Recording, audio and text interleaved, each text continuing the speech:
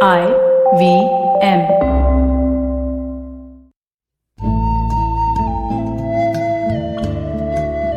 IVM के Hindi travel podcast टेढ़े मेढ़े रास्तों पर आपका स्वागत है। टेढ़े मेढ़े रास्ते ही क्यों? वो इसलिए कि घूमना भी तो ऐसे ही रास्तों की तरह पेचीदा और लगातार उतार चढ़ाव भरा होता है, जहां हर पल कुछ नया देखने और महसूस करने को मिलता रहता है। शर्त बस यही होती है कि आंख कान खुले रहने चाहिए।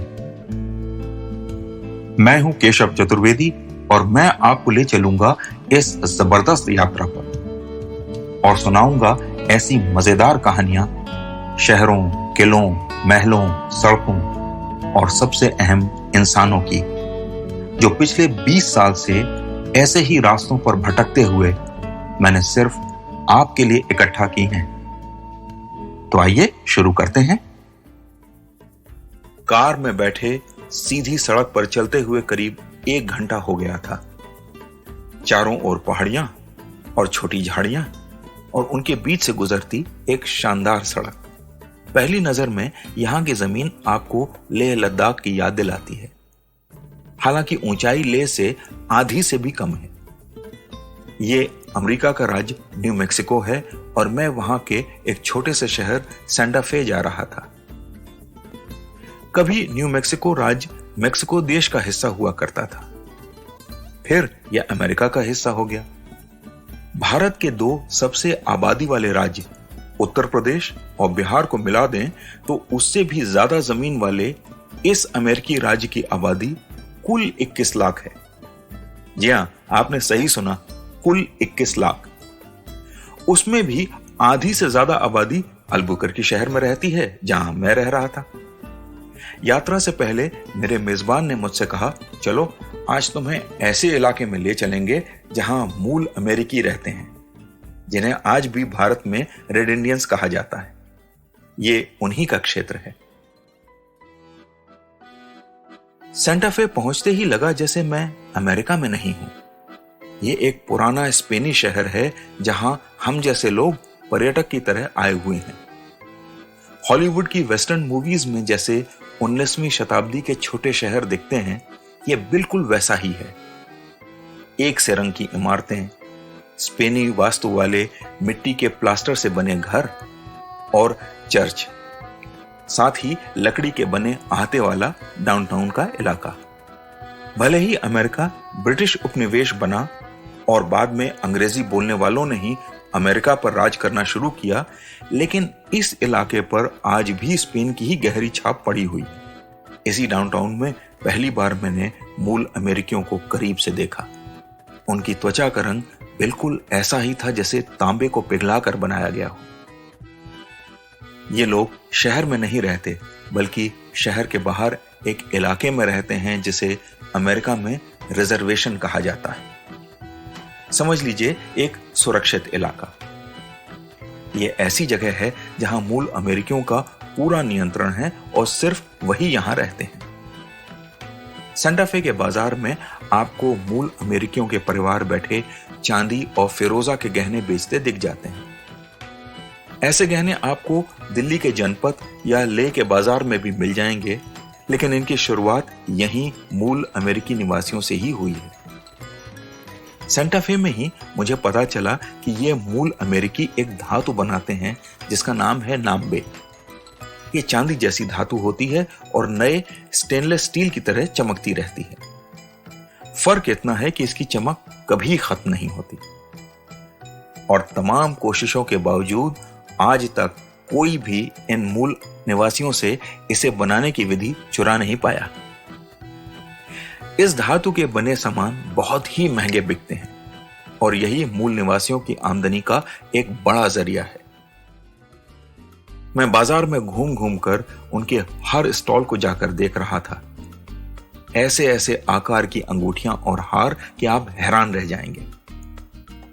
मैंने एक बात और गौर की कि जब कोई मूल निवासी मुझे ये गहने पहने हुए दिख जाता तो उसे देखकर लगता वो क्या गजब का लग रहा है, लेकिन किसी और पर वो चीज उतनी फपती ही नहीं थी।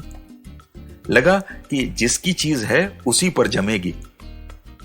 बाजार में मौजूद मूल निवासी अपने तक ही सीमित थे और लोगों से ज्यादा घुल मिल नहीं रहे थे और ना ही बात कर रहे थे। हाँ, अगर आप मुस्कुराकर उनकी ओर देखें तो हो सकता है कि एक आध कोई मुस्कुरा दे, वरना वो अलग थलग ही रहते हैं। शाम हो रही थी और हम सेंटा फे से एल्बुकर्की के लिए रवाना हो चुके थे। रास्ते में एक कैसीनो दिखाई दिया। मैंने मेजबान से पूछा कि आपके राज्य में तो कैसीनो पर रोक है, तो यहां कैसे? उन्होंने बताया कि रिजर्वेशन में मूल अमेरिकी कैसीनो चला सकते हैं, उन्हें छूट है। फिर उन्होंने हंसकर कहा, दोनों का ही फायदा है, इनकी भी आमदनी हो जाती है और राज्य सरकार को भी कुछ पैसा मिल जाता है। कैसीनो की नियॉन लाइट चमक रही थी और मुझे मूल निवासियों की बेरुखी का कारण समझ आने लगा था।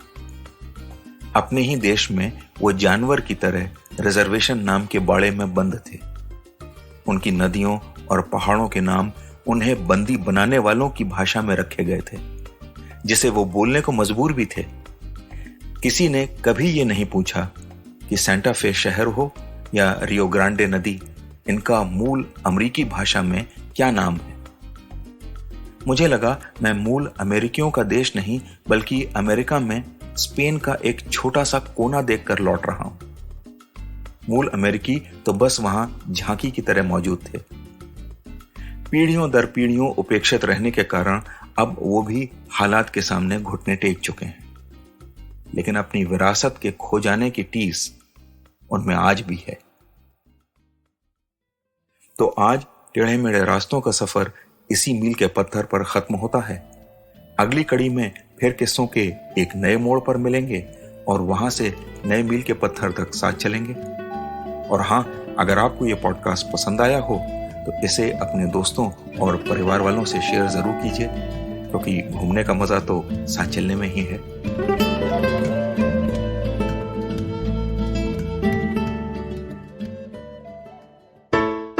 Hey everybody, it's been another great week on the IVM Podcast Network. On Advertising is Dead, Varun speaks to Rohit Raj, business partner at BBK Vines. Rohit talks about what it takes to be a creator's backbone and shares some exclusive tidbits from the marketing of Dindora.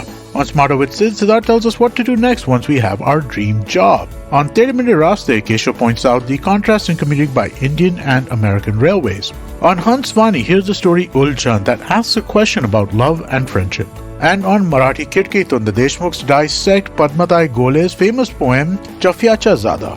Do follow us on social media. We're IVM Podcast on Twitter, Facebook, Instagram, and LinkedIn. And remember, if you're enjoying this show or any of our other shows for that matter, please do tell a friend. We really do appreciate the word of mouth. Also, don't forget to rate us on any of the platforms that you're listening to us on, Spotify, Apple Podcasts, wherever it is. And we are also on YouTube. On YouTube, you can check out our various channels on ivmpodcast.com/YouTube. And finally, we'd like to thank our sponsors this week, Bank of Baroda and CoinSwitch Kuber. Thank you for making this possible. Do you wonder why China does the things that it does? Or want to know how we could improve online privacy? Or perhaps you're thinking about how we can kickstart India's economy.